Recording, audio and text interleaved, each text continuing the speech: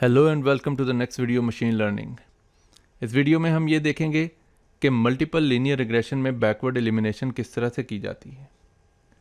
हमारे पास ये पाइथन का कोड है जिसको कि हम ऑलरेडी एग्जीक्यूट कर चुके हैं और इसके अंदर प्री प्रोसेसिंग डाटा की जो मल्टीपल लीनियर रिग्रेशन के कॉन्टेक्स्ट में की जानी चाहिए वो सारी आपको नज़र आ रही है, जिसमें लाइब्रेरीज इंपोर्ट करना, उसके बाद डाटा सेट को इंपोर्ट करना और फिर उसके बाद जो हमारे कैटेगोरिकल वेरिएबल है उसको एनकोड करना और उसके कॉरेस्पॉन्डिंग डमी वेरिएबल बनाना और डमी वेरिएबल्स के अंदर से मल्टीकोलिनियरिटी को अवॉइड करने के लिए एक कॉलम को एलिमिनेट करना और फिर लास्टली ट्रेन टेस्ट स्प्लिट।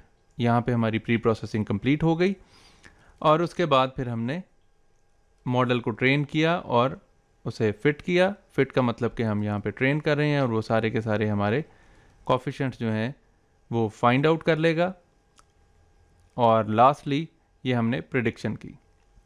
यहाँ तक जो चीज़ हमने की थी ये सारी की सारी मल्टीपल लीनियर रिग्रेशन का एक सिंपलर वर्जन था, जो ऑल इन जिसे हमने कहा।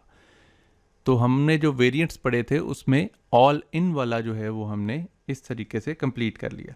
लेकिन हमने उसके बाद एक और वेरिएंट भी पढ़ा था जिसको हम बैकवर्ड एलिमिनेशन कहते हैं। बैकवर्ड एलिमिनेशन में क्या होता है कि हम ऑल इन से स्टार्ट करते हैं और उसके बाद फिर हम वेरिएबल्स को one after the other discard करते हैं based on statistical significance level. तो इस काम को करने के लिए हम एक नई लाइब्रेरी का इस्तेमाल करते हैं जो कि क्या है, statsmodel.api।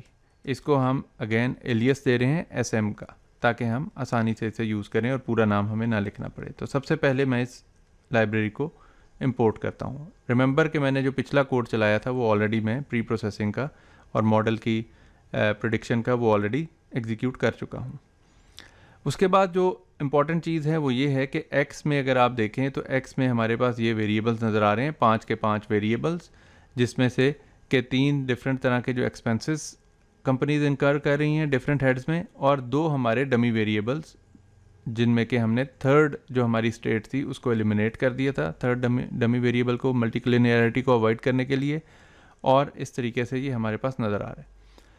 जो मल्टीपल लीनियर रिग्रेशन के अंदर जब हम बैकवर्ड एलिमिनेशन की तरफ जा रहे हैं और उसमें हम ये स्टैटिस्टिकल मॉडल की लाइब्रेरीज़ को देखेंगे तो उसमें ये लाइब्रेरीज़ क्या एक्सपेक्ट करती हैं कि हमारे पास जो बी नॉड है उसकी वैल्यू भी एग्जिस्ट कर रही हो। B nought is the Y intercept या कांस्टेंट जो हमारे पास होता है, तो उसकी वैल्यू को हम 1 के तौर पे सेट करने की कोशिश करते हैं। तो उसके लिए हमारे जो स्टैट्स मॉडल की लाइब्रेरी है वो क्या करती है कि वो उसका एक ऐड अंडरस्कोर कांस्टेंट का फंक्शन है, इसको हम यूज़ करते हैं और इसको यूज़ करके हमारे पास, अब मैं x को खोल कर देखूँ तो उसके अंदर पहला कॉलम जो है वो ऐड हो चुका है जो ऑल वंस है।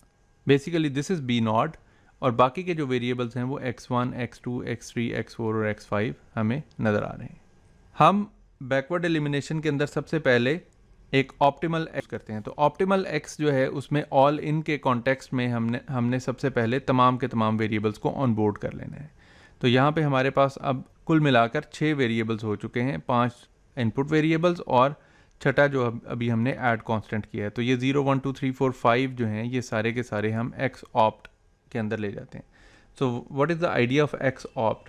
The idea of x opt is कि हमने ऑप्टिमल वेरिएबल्स इसके अंदर से फिगर आउट करने हैं बैकवर्ड एलिमिनेशन के through. So we have included all of them right now.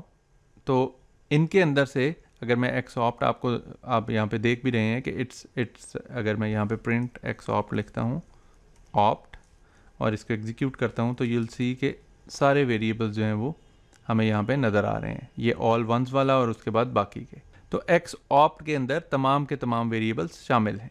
अब हम अगेन हमने करना क्या है कि हमने इसकी बुनियाद पर एग्जीक्यूशन करनी है मॉडल की, फिर समरी प्रिंट आउट करनी है रिजल्ट्स की, और उस समरी के बाद फिर हमने देखना है कि हमारी जो p वैल्यूज़ हैं वो क्या आ रही हैं और उन p वैल्यूज़ के अंदर से किस वेरिएबल की वैल्यू हमारी जो एक्सपेक्टेड थ्रेशोल्ड है उससे ज़्यादा है। 0.05 थ्रेशोल्ड है और उस स्टैटिस्टिकल सिग्निफिकेंस की, उससे ज़्यादा वाली वैल्यूज़ जो हैं उनमें से हमने सेलेक्ट करना है। जो सबसे बड़ी वैल्यू कैरी किए हुए वेरिएबल होगा उस वेरिएबल को हमने एलिमिनेट कर देना है। So one after the other हम ये एलिमिनेशन करते हैं।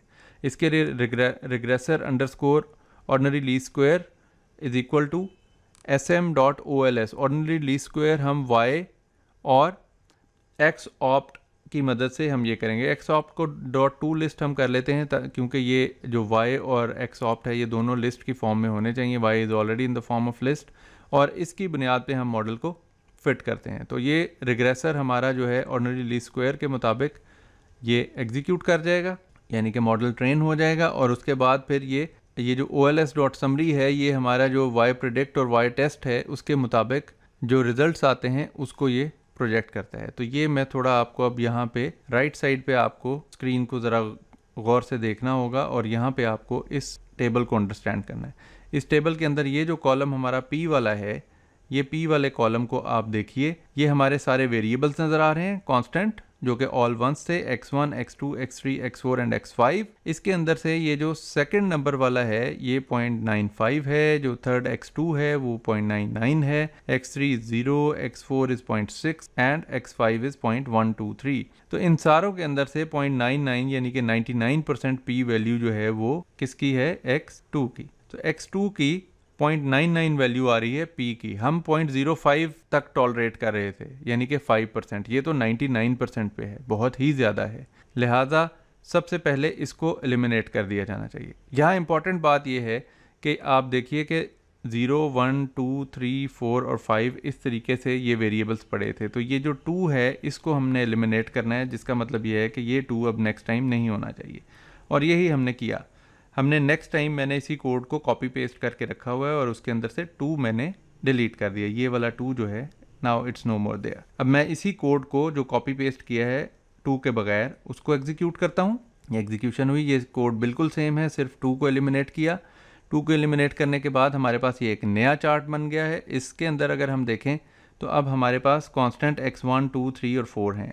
और रिमेंबर ये जो हमारे वेरिएबल्स हैं 0, 1, 3, 4 और 5, ये हमारे x वेरिएबल जो एक्चुअली था उसके अंदर से हम ये वाले एलिमेंट्स को चूज़ करके ये सारी एक्टिविटी कर रहे हैं। So we need to ensure कि हमने x के अंदर से कौन कौन से कॉलम्स को ऑनबोर्ड करना है। तो लास्ट टाइम हमने 2 को एलिमिनेट कर दिया था। अब हमारे पास ये जो x1 कांस्टेंट 0 है, 1 जो लिखा हुआ है वो x1 है, 3 जो लिखा हुआ है वो x2 है, 4 जो लिखा हुआ है वो x3 है और 5 x4 है। तो इसकी जो कॉरस्पॉन्डिंग मैपिंग है ये हमें केयरफुली देखनी है।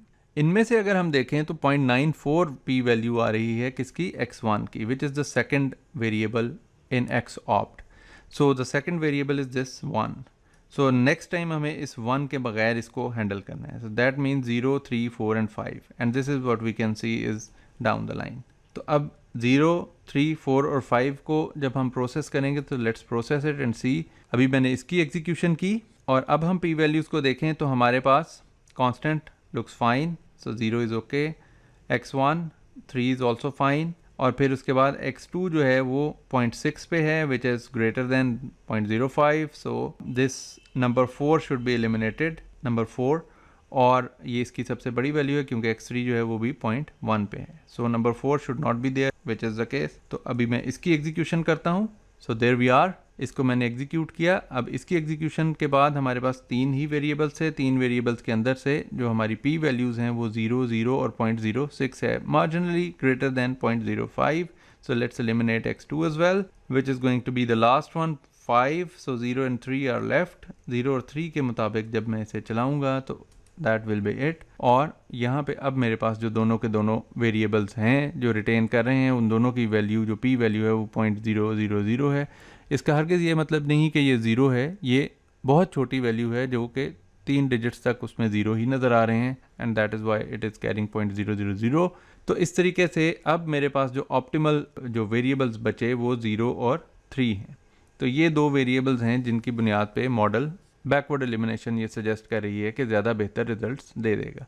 कुछ चीज़ें जो इसमें काबिल गौर हैं वो ये हैं कि हमारे पास जो सेकंड लास्ट स्टेज थी उसके अंदर जो वैल्यू थी x2 की वो मार्जिनली ज़्यादा थी 0.05 से। तो देयर इज़ अ पॉसिबिलिटी कि हम कुछ और वेरिएबल्स को भी देखें और उनकी मदद से फिगर आउट करने की कोशिश करें। फॉर एग्जांपल यहाँ पे हम आर स्क्वायर्ड एक है जो कि जिसकी मैक्सिमम वैल्यू 1 होती है, और एडजस्टेड आर स्क्वायर्ड जिसकी मैक्सिमम वैल्यू अगेन 1 ही होती है, और 1 जो है वो आइडियली सबसे अच्छी वैल्यू कहलाती है।